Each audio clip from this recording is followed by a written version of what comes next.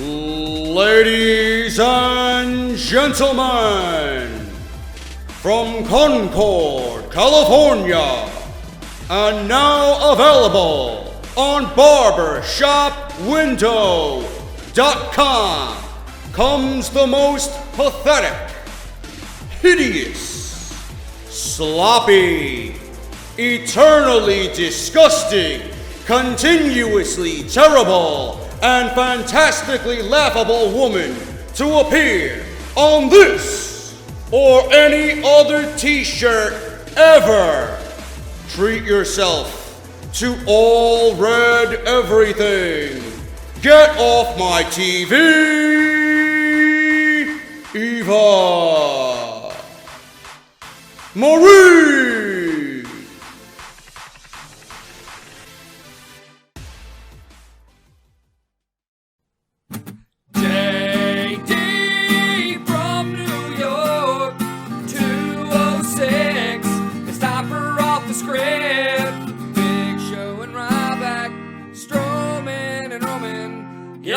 Fucking TV, especially Eva Marie, and all you fucking goons. Just grab a cold beer. The man of the hour is finally here. JD from New York, 206. It's time for Off the Script. JD from New York, 206. Time for Off the Script.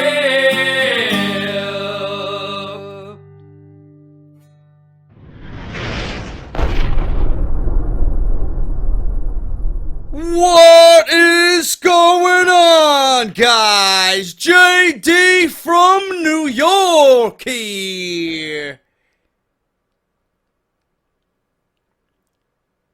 Do you honestly think YouTube is going to take this very podcast, a show that makes thousands upon thousands of people happy each and every weekend?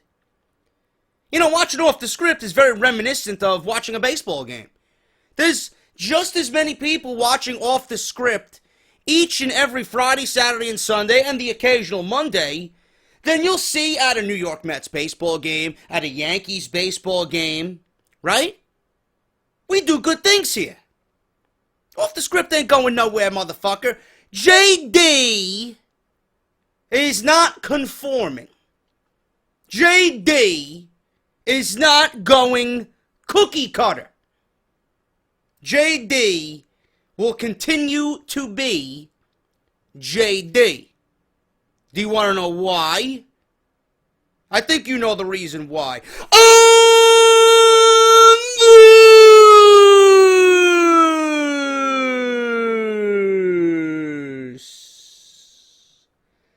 Is the fucking reason why. This is the number one fucking podcast in your subscription boxes. Right here on YouTube.com. This is Off the Script. Thank you guys so much for joining me. This is episode 133, part number 1 for your Friday, September 2nd, 2016, man. Unbelievable. What a week. What a week. And I'm not talking about WWE related news. What a week. I'm talking about everybody fucking freaking out about YouTube's terms of service. To be quite honest with you guys, I don't think we are going to be affected. I don't think so. I'm not conforming. I'm not going cookie cutter. I'm not going soft. I'm going to continue doing the things that I do, man, because a lot of the things that everybody's talking about really doesn't pertain to what I do on here, man. Yeah, I yell. Yeah, I'm boisterous when I play Call of Duty. I say things that I normally, shouldn't be saying. But, with Infinite Warfare coming out and Modern Warfare Remastered and, the remaining legs that Black Ops 3 has, whatever I do on there, I'm not going to continue using certain words in my videos anymore. I think you guys know what they are. I'm not going to use. I don't need to go into it. You guys know the words that I should not be using, and I should be more careful of. Letting them slip. I'm not going to be doing that. I'm still going to be doing me. I'm still going to be doing this podcast. I'm still going to be doing and saying the things that I usually say on here. A lot of the advertising. YouTube is going. Ad friendly. They don't want to monetize videos and, have people make money on videos that are not really advertiser friendly. I think we are very advertiser friendly, man. We got a passionate fucking audience. We love wrestling. We don't do anything on here that's going to put other people down. We don't talk bad about anybody else. We don't talk about controversial topics. We stick within our boundaries, man. We talk about what we watch each and every week. I think we will be okay. I haven't run into anything regarding my YouTube partner. My ad revenue and my advertisements and the people that want to advertise on my channel. I don't see that being a hindrance. I don't see that being a problem. So everybody's, wondering what's going on, JD. How you being affected by this? I haven't been affected at all. And knock on wood, okay?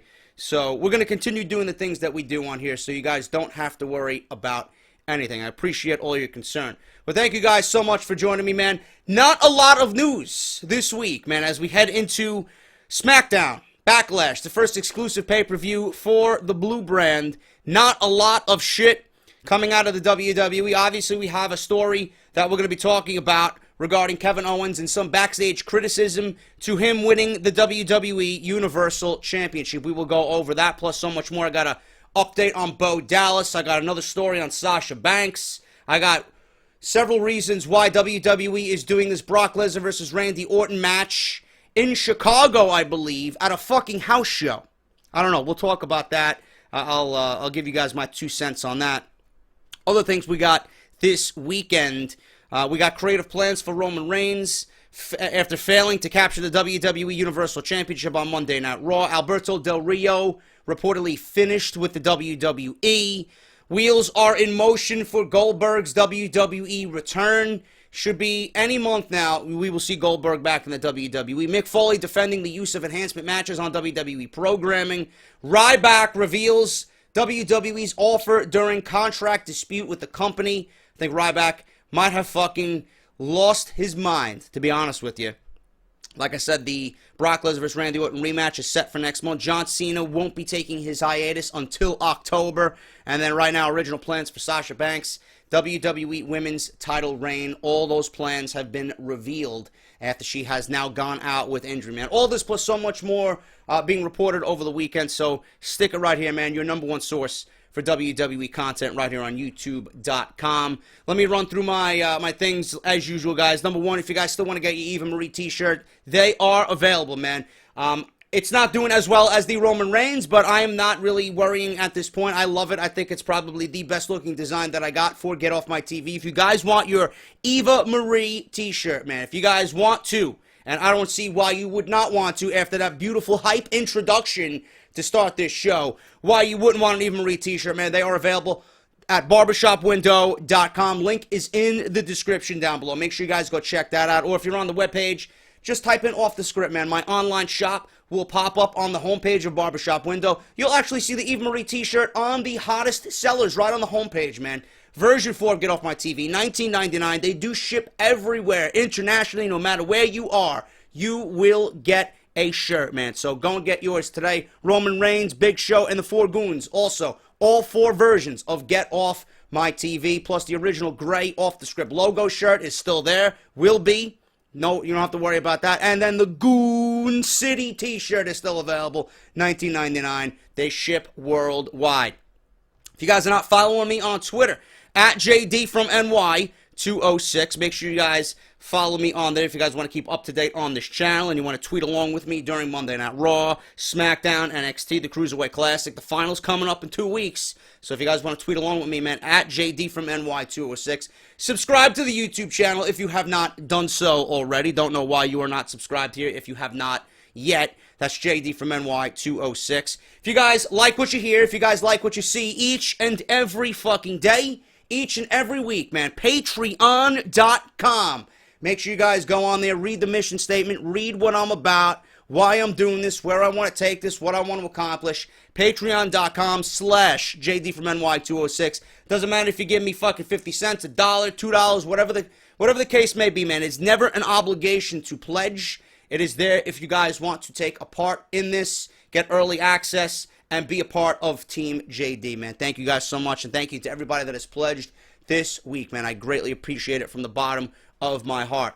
My friends over at WrestleCrate, WrestleCrate.com, and on Twitter at WrestleCrates, the #1 pro wrestling-based subscription service delivered to your front door. Use the coupon code JDSENTME for an instant 10% off your first purchase, man. Can't get any better than that. I was hoping to do an unboxing today. Hopefully, we will get around to it this weekend, and if the fucking U.S. Postal Service delivers my fucking box, we will have one for this weekend's Off the Script. That's JD Sent Me for an instant 10% off. I do want to make mention that I am in talks with Loot Crate, and I might be sponsored by them officially. I got a meeting with them via Skype on Wednesday at noon to go over literally everything. They already gave me a discount code for the WWE Slam Crate. If you guys want to go check that out, if you're interested in Loot Crate, if you guys know what Loot Crate is, if you guys are interested in this WWE-themed Slam Crate that's going to be out every single month, you guys can get an instant 10% off, man, using the coupon code JD from New York, man. It's JD from NY. Instant 10% off. Go to Loot Crate's website, man. I'll link you everything down in the description below. They automatically gave me a fucking coupon code, so I'm assuming that means that I'm pretty much good to go with them, man. So 10% off your first purchase, man. I still got to talk to WrestleCrate. I want to see if there's anything that's going to be an issue there. I'd love to do a video, man, of Loot Crate, WWE Slam Crate versus WrestleCrate every single month, man. Have like a fucking YouTube pay-per-view. Which one is better, man? Like Raw and SmackDown. We'll treat it like Raw and SmackDown. Who's going to come out on top for the month, man? Because I love WrestleCrate. I think they're absolutely fucking amazing. Their customer service is great. They're led by someone who really is fucking passionate about the product. But Loot Crate, you know, they're offering me, they're possibly offering me a sponsorship, and I want to be fucking clear-cut with you guys. They gave me a coupon code. Things are looking all right with that. So I got a meeting with them on Wednesday at 12 noon via Skype. They gave me a coupon code already, JD from NY, if you guys want to go check that out, if you're interested in getting some money saved on WWE Slam Crate by Loot Crate. And if you missed any of my videos during the week, everything you need is down below, man. We talked about the Cruiserweight Classic. We talked about the great match between Brian Kendrick and Kota Ibushi. We talked about Monday Night Raw and SmackDown. The podcast is live on iTunes, Podbean, Stitcher Radio, Audio Boom, and Google Play Music. In fact, Google Play Music, we are ranked above Ric Flair's podcast, man. That means we're doing good things if JD is ranked above Ric Flair on Google Play Music. So thank you guys. You are the ones who make this channel and this podcast and all my content possible. Thank you guys so much for everything. Now, let's get into the news, man. Backstage criticism. This is literally the biggest story that I've found all week to start the podcast off, man. Backstage criticism over Kevin Owens' Universal Championship victory on Monday Night Raw. By and large, Kevin Owens was viewed as the third favorite going into this past Monday's Fatal 4-Way match to determine the new WWE Universal Champion on Monday Night Raw. Obviously, everybody thought they were going to give it to Roman Reigns. If they didn't give it to Roman Reigns, everybody thought WWE was going to be safe and give it back to Seth Rollins, who really never lost it. Even that, WWE put someone who is not ready for the spot at all in Big Cass, and everybody's been reporting that WWE and Vince McMahon are so high on Big Cass that they probably could have gave him the title on Monday Night Raw, and they would have been okay with it, you know? But they went with the right choice in Kevin Owens, and I commend WWE for making that decision. I know some people like Vince Russo isn't really too happy about it. Bro, listen, let me tell you something, bro. Kevin Owens, you want Kevin Owens as the hood ornament on your Cadillac, bro. Listen, the guy's got no character, bro. He's out of shape. You know, I don't see Kevin Owens going on Regis and Kelly. I don't see Kevin Owens going on Good Morning America. Bro, he's a fat slob, bro. That's all I got to hear. You know, that's what people are talking about. This is what people are talking about, man. Plus, you had the fucking ESPN shit with Amin El Hassan, whatever the hell his fucking name was, coming out being a typical degenerate heel, trying to play a heel-like wrestler on Twitter, bad-mouthing and putting down Kevin Owens' son, who's 8 years old. Everybody's saying he's autistic. I don't know if that's really a thing or if it's a fact. I don't know. But people were saying that Kevin Owens' son is autistic. It doesn't even matter if he's autistic or not. The fact that he's fucking 8 years old and the fact that he is the son of the WWE Universal Champion, and I didn't make a separate commentary or a podcast or a video about this because it's not really something that I find to be a big deal. We talked about it on Out of Nowhere Live with Joe Cronin's show on Wednesday. He went off on it. You know, I threw my 2 cents in. Listen, why are we going to give this guy more publicity? Why are we going to give him the fuel he wants? You know, we're adding to the fucking fire. Everybody that came out and badmouthed this guy and fucking raped this guy on Twitter, you know, it's like they're adding fuel to his fire. This is exactly the reaction that he wanted. He's literally a nobody on ESPN. Nobody knows of this guy. I don't even watch ESPN. I stopped watching ESPN when the fucking Atlanta Braves went down the toilet. I mean, and even then, you watch fucking ESPN for highlights, and you see nothing but a box score and fucking one highlight. I'm like, listen, I'm a fan of the fucking team. It's in the middle of baseball season. There's nothing else going on. Show me fucking highlights. Nothing but biased fucking assholes on ESPN. Nothing but, you watch Sunday Night Baseball. Right, you watch Sunday Night Baseball, literally every other week it's fucking Yankees versus Red Sox. How many times can we be fucking suckered into watching Yankees versus Red Sox game? Nobody wants to see it all the time, every fucking week. You know, and they're very biased about, you know, who they like and who they really don't dislike. It's clear as day who they fucking want to cheer for and who they want to hate and who they want to report on. It's disgusting. So that's why I went to MLB Network. At least they cover the entire sport and they give each team time. You know, they give each team coverage. So I already lost good taste with ESPN just because of the fucking bullshit that goes on there. And I told this guy on Twitter, I retweeted whatever he said and I quoted his tweet. I'm like, yeah, it's tough. You're a big tough guy, right? To go on Twitter and talk about someone's son, right? His father is at the top of his profession, you know? And what are you doing? You're sitting in an office and ESPN is run by the biggest fucking pieces of shit, probably the biggest fucking Freemasons in the world, and you're having your strings pulled like a fucking puppet. Go get me some coffee. Go shine my shoes. You know, go say this. Go do that. This guy don't have a fucking brain and a mind of his own. He's controlled by the higher-ups. This guy does what he's told. Meanwhile, Kevin Owens, there's reports going out there that Kevin Owens didn't even know he was scheduled to win. When he came out to go to that match and to compete in that match, he did not know the outcome. You know, he didn't think he was going to win. Triple H came out there, and the facial reaction that Kevin Owens gave everybody was that it was genuine shock. Either that or he's a great fucking actor. You know? But all in all, people are ragging on Kevin Owens this week for whatever reason. Vince Russo did it. ESPN did it. Don't know why. The guy is at the top of his fucking profession right now. The guy is at the top of the WWE. The guy has worked his ass off to get where he has been. Congratulations to him, and that must be an amazing feeling for his son, knowing that his father is literally right now the best in the world. That title proves, no matter what the title looks like and the name of the title, it's still, on Monday Night Raw, the A Show, he is the head and shoulders of that brand. You can't take that away from him. Kevin Owens, good job, bro. All week leading into Monday's main event, Seth Rollins and Roman Reigns were considered the two most likely to walk away with the title. While Big Cass had the longest odds, but in the end, it was Kevin Owens who strolled out of Houston with the championship. The decision was made to add the elimination stipulation instead of having a classic Fatal 4-Way match. I'm glad that they did. You know, when Fatal 4-Ways happen, I like the elimination rule, man. It just adds a little bit more intrigue. When a match ends suddenly, when fucking 4 guys are still in the ring, I like the elimination process. Always have. And in any situation where there's multiple guys, I like an elimination process, man. It just makes everything more intriguing, and it keeps things predictable, unpredictable, I should say. You know, I don't like too predictable what they did was perfect for Monday Night Raw and that Universal Championship match. Kevin Owens strolled out of Houston with the championship.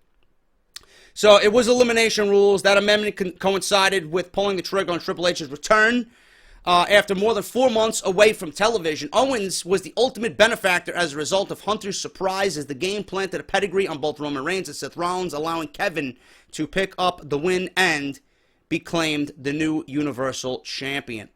As far as WWE's most memorable moments of 2016 go, Triple H returning to a heavily influenced World Championship match ranks up there. Shane McMahon's return after the Royal Rumble will be difficult to top, and Seth Rollins certainly made an impact following the Extreme Rules main event, but Triple H avenging his WrestleMania loss to Reigns and then swerving everyone with the attack on his former protege certainly makes a case for a top 10 moment this year. I do want to mention one thing as we continue on with this story. The only problem was that, according to Daily Wrestling News, the win for Kevin Owens was somewhat tarnished in the eyes of many backstage. The feeling among several folks behind the scenes was that the finish did not do the match justice. In a predetermined sport, that may sound like nitpicking, but in a match that was hyped the entire night, including several compelling false finishes, some people thought one pedigree to Reigns and one to Rollins should not have been enough. Why? The pedigree is the most protected finisher in all of WWE. Nobody's kicking out of the fucking pedigree, especially when delivered by Triple H in the heat of the moment in a match that already has gone 20 minutes. Why the fuck not? You know? I don't see any problem with that.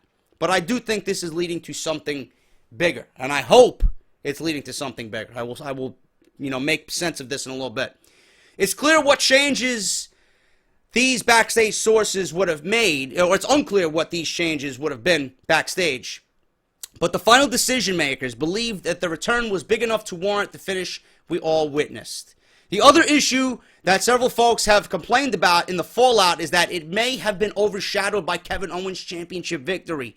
Owens comes across as somewhat of a puppet as Triple H pulls the strings, similar to the way Seth Rollins' title reign was booked last year.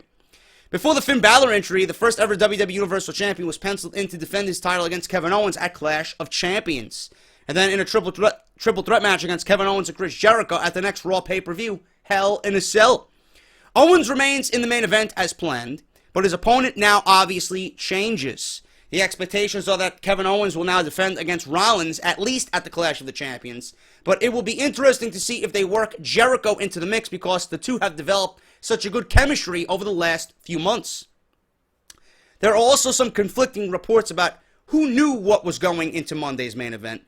The DailyWrestlingNews.com report suggests that very few people knew how the match would play out when it began. It was said that nobody even knew the finish going into that final moment. Not even going into the day, nobody knew what the outcome was going to be. However, the Wrestling Observer newsletter via Cage Side Seats debunks this idea, saying that at least Mick Foley, Stephanie McMahon, Kevin Owens, and Seth Rollins all fooled many insiders with their acting ability at the conclusion of the match, and they all knew what was going on. So if that's the case, literally everybody played their role. Fantastic, man. We didn't know what was going on. As far as what I seen and the way Kevin Owens reacted, like I just said in the beginning of this fucking report, Kevin Owens either didn't know what was going on or he is an absolute amazing actor, man. Academy Award-winning actor. His reaction was fucking priceless. Absolutely priceless. So the fact that they all knew and they played their parts so well was brilliant. They fooled many insiders with their acting ability at the conclusion of the match, and they all knew what was going on. This is according to Dave Meltzer and the Wrestling Observer newsletter. The decision was made to go with Owens because the feeling backstage was that the company could trust him the most out of all four guys in the match. Big Cass clearly isn't ready for what WWE wants to do yet with him. And obviously he's not ready for this position, at least being a champion, headlining shows and being the top of the brand. He hasn't even been on the roster for 3 months yet. Why would you give Big Cass the title? Not saying that he's never going to be ready. He is certainly not ready now. He needs to taste tag team title victory before he even tastes, singles push and WWE Universal Championship or WWE Championship victory yet. So there are certainly ideas that WWE's grooming him and giving him at least a taste of that spotlight. Reigns is still being punished. No matter what you guys want to say or believe, Reigns is still being punished. And the fact that going into this match, they did not tie up loose ends with Rusev yet.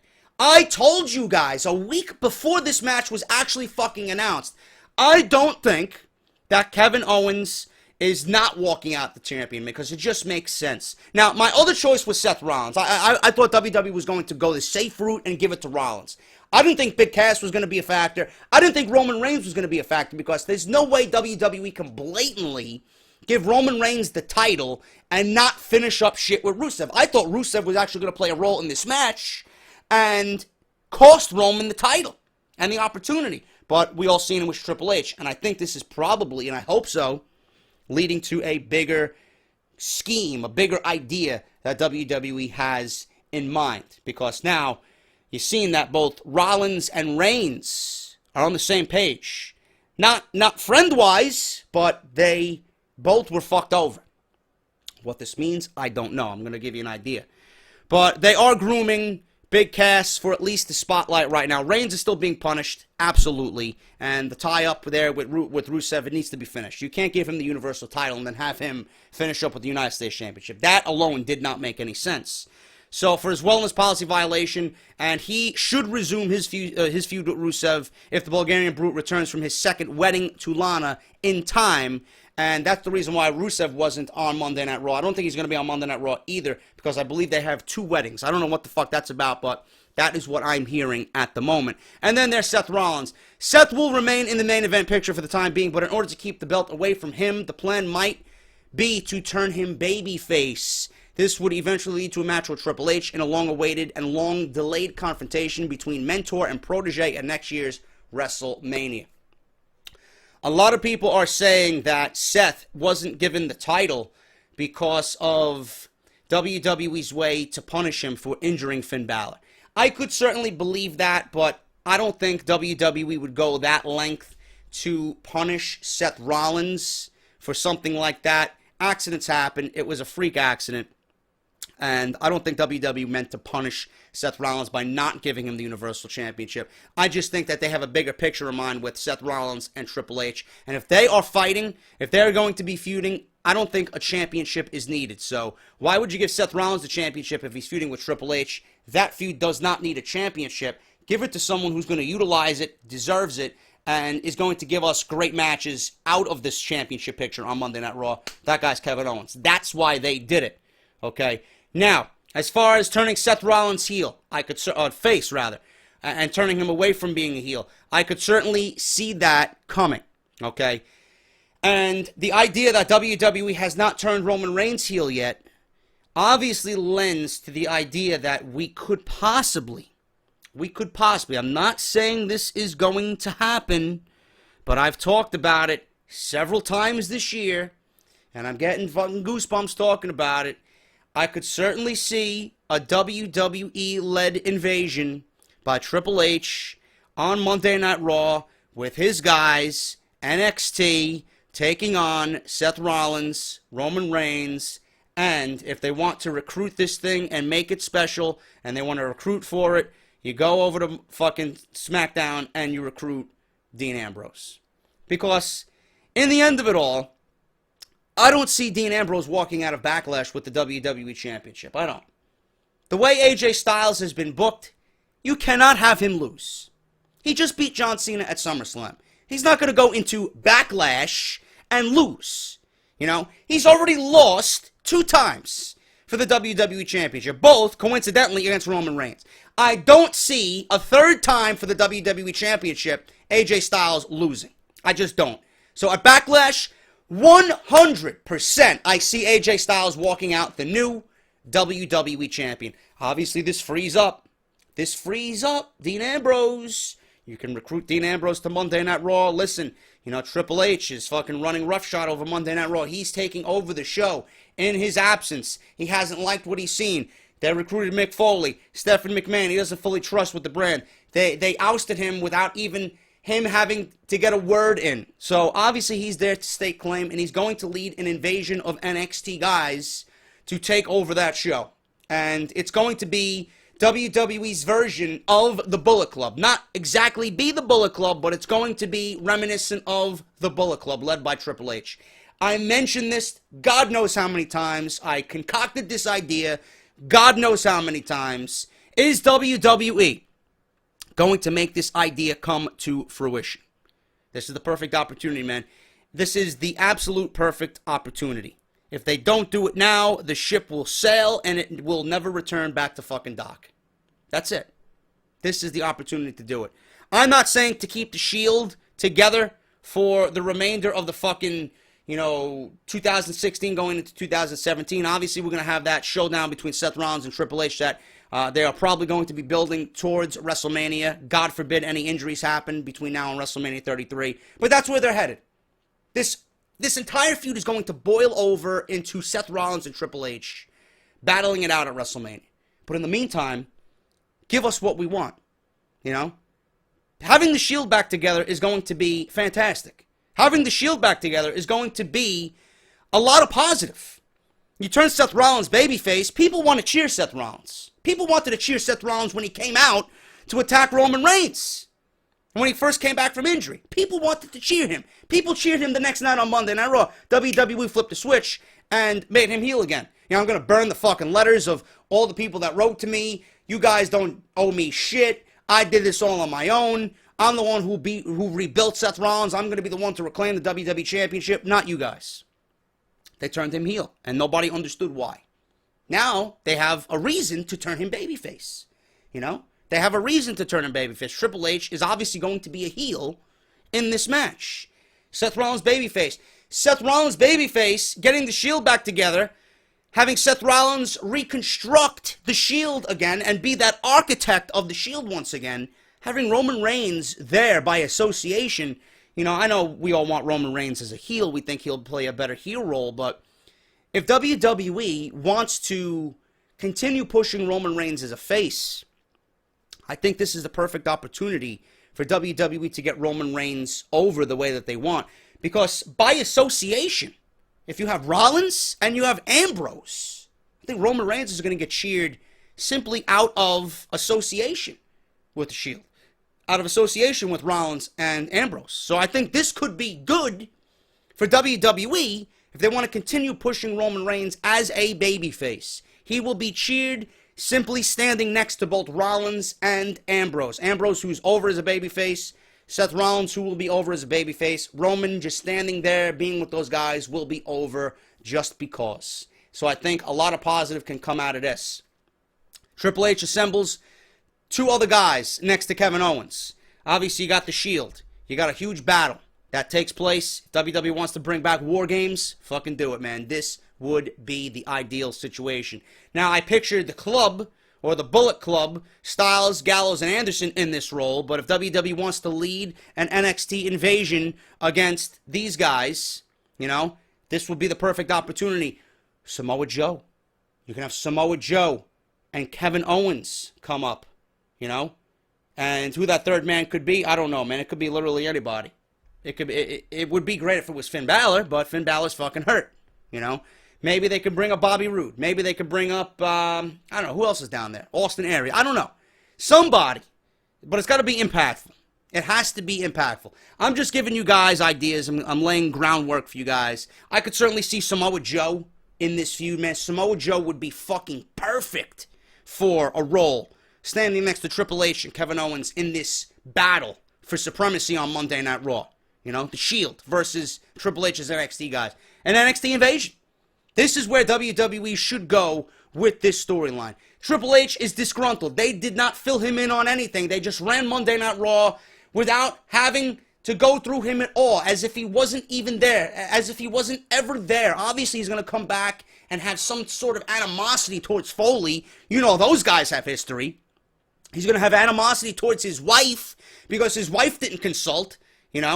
He's out of the picture. Nobody cared about how he was doing. Nobody cared about where he was. They just ran Monday Night Raw without Triple H. Meanwhile, Triple H has done so much on television per storyline for Monday Night Raw that how could they overlook him? How could they run business without him? And how couldn't they consult him? This is all going to come to a head, and this is why I loved Monday Night Raw so much, because they left you so many fucking questions at the end of that show. You, no doubt, are going to watch Monday Night Raw simply to see where this progresses. What is Triple H going to say? Why did he do what he did with Kevin Owens? Why did he fuck over Roman Reigns and Seth Rollins? Why? I love it. And Monday Night Raw needs to continue writing like that. Why should I watch next week? We have a reason to watch this week. Coming up. Triple H is that reason. Kevin Owens is that reason. The outcome of that match is that reason. I know WWE won't do that every week, but the fact that we have so many questions that we want answered gives us great television. Simple as that.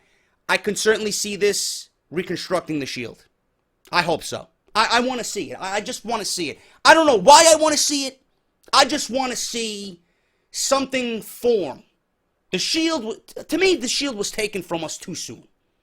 They honestly were taken from us too soon. I feel that they were just fucking getting bigger and bigger and bigger, and then WWE split them all up because they wanted single stars out of all of them, which we knew what was going to happen regardless. We knew that was going to happen regardless, but now that they're all solidified as singles guys, it's not out of the realm of possibility to see these guys reband together and fight the good, especially being that they were fucked over in a championship match, both of them at the same time, by the one guy who is the glue that holds everything together here. Roman Reigns and Triple H have history, right? Triple H and Seth Rollins were teacher and student. This all makes sense. Why wouldn't Seth Rollins want to get revenge? You know, time and time again, he's been fucked out of the title. You know, time and time again, Roman Reigns has been fucked. Let's get the band back together. It all makes sense if WWE wants to go this route, and I hope that they do. I think it's going to make for intriguing television. I think people will be interested to see the Shield reform. I think that's something people definitely have been waiting for, have been wanting, you know. I think it should happen. And I hope that it does happen. I hope that they're going in that route. I want to see tension. I want to see a battle on Monday Night Raw, you know. And I understand the brand split, keep them exclusive, but if this is going to be something that is going to span WWE and make something feel important, I don't mind taking Dean Ambrose out of his role for a little bit to battle alongside his brothers, man. It makes it more legit, and people want to see it, you know. Only a few times a year you should have SmackDown kind of bleed into Monday Night Raw. This is one of those opportunities. You know, you got the Lesnar thing, you got possibly Undertaker coming back, whatever the case may be. I like the fact that WWE can, you know, make this special and kind of use someone from SmackDown on Monday Night Raw in a inter-promotional exclusivity type of thing, man. It's just going to make the overall thing better. It's like the fucking battle for WWE. You know, Triple H coming back proclaiming that he's the fucking king of the WWE. He's got his boys NXT. Why wouldn't Dean Ambrose want to fight alongside Seth Rollins and Roman Reigns? Obviously, storyline has to be built there as to why Ambrose would want to battle alongside those guys. You know, they got to develop storyline between all three to get them back together all on the same page. Why are we going to, you know, join forces after being fucking enemies for so long, you know, and battling each other for so long? It could all make sense if WWE wants to do it. If they want to be creative, do it. This presents the perfect opportunity for interesting, intriguing television for the remainder of 2016. I hope we see something like this develop on WWE television. That's my thoughts on that. Let me know what you guys think. Backstage criticism over Kevin Owens. Will this lead to a Shield reunion against an NXT evasion led by Triple H? We got news on Bo Dallas. Bo Dallas, it was previously reported that he was physically removed from an airplane in Dallas, Texas due to the fact that he was intoxicated and belligerent before takeoff. In an update from PW Insider, Dallas was, in fact, arrested for his actions in the airport. According to the official police report, Dallas, real name Taylor Michael Rotunda, the son of Mr. Erwin R. Shyster, was arrested at 7:25 p.m. local time after local authorities were made aware that he was yelling curse words at crew members. After he was removed from the flight, he left his carry-on baggage behind and began walking around the airport towards other departure gates. He was found a bit later on, slumped over, 6 gates away from the flight he had been removed from. He was supposedly looking at his phone with several of his belongings on the ground around him. When questioned by police, Rotunda said that he had been drinking a little and wasn't planning on driving today. He was described as swaying from side to side, speaking with a think tongue, and slurring his words. Furthermore, he was described as having poor dexterity when attempting to pick up his belongings. So he was stumbling over himself. Upon finishing their questioning, Dallas airport authorities determined that Rotunda was intoxicated to the point he was a danger to himself and others, and immediately arrested him at the scene. At this moment, WWE has not released a public comment on the incident. We will continue to monitor this story and provide updates as they become available. I don't know what's going on here, man, but I can lend an opinion here. I don't think this will get Bo Dallas fired. I mean, Bo Dallas might look like he's trying to get fired, but I don't think it's going to get him fired. I mean, they really haven't used him on television. I mean, cutting their losses with something like this and an incident like this that embarrasses the company, they could certainly do that. They could get rid of him. They don't need him. They haven't used him. They got no plans to use him. I feel sorry for Bo Dallas that he's in this situation. How fucking drunk can you be, waiting for your flight with your colleagues as you board a plane going to the next fucking show? What the fuck were you drinking, bro, that you're speaking with a think tongue and slurring your words and falling over your fucking luggage and failing to stand straight? What the fuck were you drinking, dude? I mean, seriously, you can't handle your fucking liquor? I understand that, you're frustrated and you want to kind of release your stress by having a few beverages. That's okay, but don't overindulge. You are a professional. You are actually at work. When you're flying, you're a mirror image of what the company wants. You need to be professional. You cannot go into the public and be fucking drinking and slurring your words and fucking falling over intoxicated, man. It's a bad image on the WWE, and they don't want that. They got more important things to worry about, man. They don't want this fucking petty bullshit, Bo Dallas may look like he's trying to get himself fired. I have no fucking idea. I know for a fact the guy's fucking frustrated. I know for a fact the guy is gotta be legit frustrated. They're not using him. Former NXT champion. He had a huge reign down in NXT. We thought this guy was going to be the next big thing on Monday Night Raw. They turned this guy into a fucking hated heel who thought he was a babyface. People started to boo him because he was overly fucking positive and happy. People booed him, and he thought people admired him. It worked. WWE really messed that up, man. Bo Dallas had something in NXT, and they just didn't run with it. They thought this guy was a joke, And coming from the Rotunda family, IRS was absolutely fucking great in the ring. Guy was a in-ring technical masterpiece. The matches that he had, man. He was one of the best in the ring that WWE seen in the 90s. And obviously you got Bray Wyatt. His brother is Bray Wyatt. Bo Dallas seems to be on the lower end of the stick there. I don't know what's going on, but I know for a fact this guy's probably frustrated with his position in WWE. And he overindulged. I understand people make mistakes, but when you're doing something like that, man, you got to think. You are an image of the company. You are a part of the company. You have to be professional. Anything that you do in public, people know who you are. People see you like that. They're going to interpret that as, oh, look at this guy. He doesn't give a shit about his job. He feels like he can do whatever he wants. Not right, man. Not right, especially the way a big business looks down upon you and its workers like WWE. Just not right. So he was arrested. If I hear anything else, I will definitely let you guys know in an upcoming report. Mick Foley defends the use of enhancement matches on WWE programming. So do I, and I'm sure so do you guys, but it comes to a point where they are a bit overkill. And I will make mention of this in a second. Enhancement matches serve a very specific purpose in wrestling. The point is to get a quick win and elevate one person. For example, WWE is using these matches to get Braun Strowman and Nia Jax over on TV. They're good for getting one performer over, but the bigger issue with them is the audience has no opinion of the loser. So the win doesn't mean as much as a feud or a win over a well-known jobber would. Recently, Mick Foley gave his thoughts on enhancement matches and provided some perspective on the importance of them. And the truth is, you don't know who could be a part of them. Foley posted the following, and I quote, "When I watched wrestling as a kid, enhancement talent was featured more often on television. Some of my earliest matches were on WWE television as enhancement talent, going up against the British Bulldogs, the Killer Bees, Kamala, and Hercules.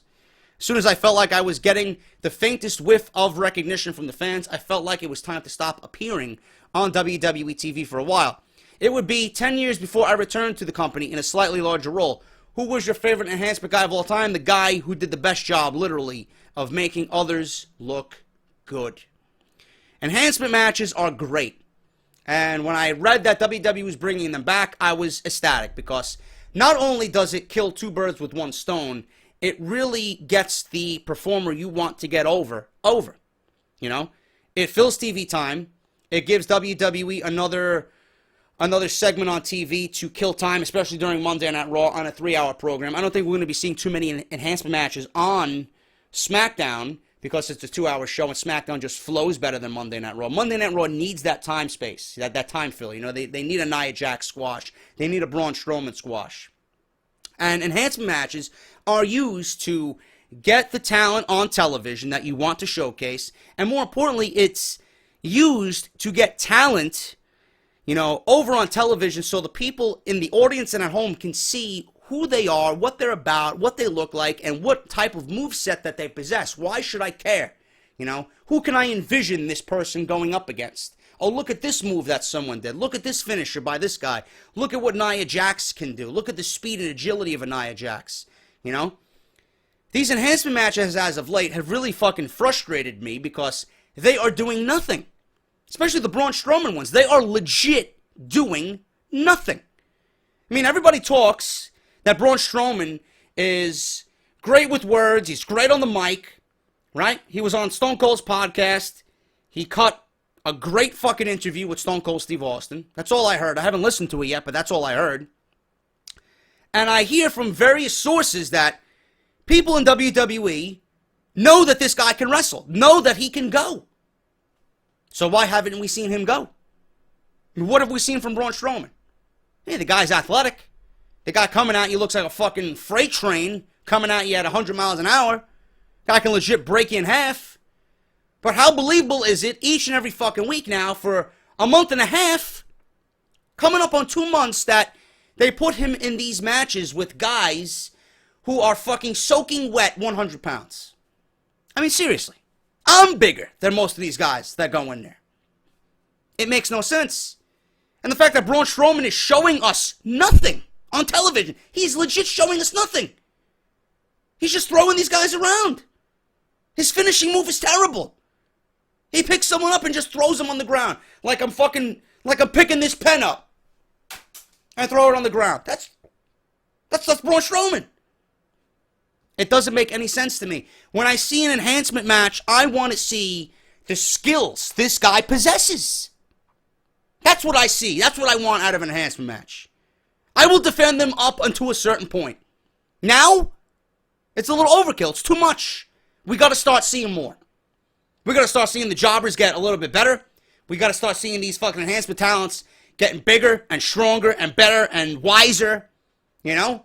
Put someone in there that's going to give Braun Strowman somewhat of a legit fight and not end in 1 minute. Let it go 4 minutes. You know? Build it up. Build it up. Please. It's just getting to a point now where it's enough is enough. And let the guy fucking speak.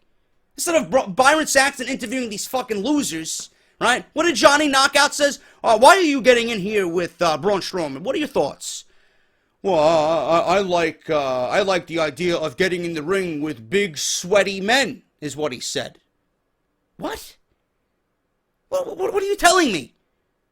You like to get in the ring with big, sweaty men. This is why you're getting in the ring with Braun Strowman. This is why you're in the world of professional wrestling. Because you like to be in the ring with big, sweaty men. Johnny Knockout. You were knocked out in 30 seconds. I don't get it. We need to start seeing more. Seems like WWE legit has no direction at all for Braun Strowman. And knock on wood, again, I don't want to see it, but I could certainly see it happening. WWE is going to have the fucking Big Show come out and confront Braun Strowman. Then, I want to see all the sales for Get Off My TV t-shirts go up. Because that's exactly what it's going to be. Get the fuck off my TV. You know? Nia Jax. She's another huge piece to that women's division. You know? Right now we got Bayley, Charlotte, and Dana Brooke. Seems like those are the only 3 women being showcased on Monday Night Raw. Before that, it was Sasha. 4.